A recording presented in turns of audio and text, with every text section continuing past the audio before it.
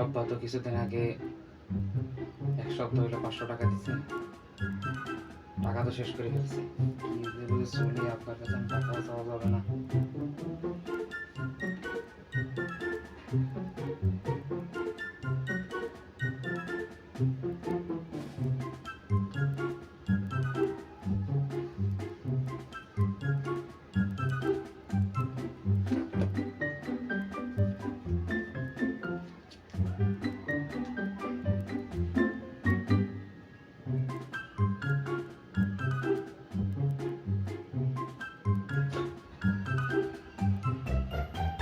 আব্বু যেটা ভাবতেছেন এটা না।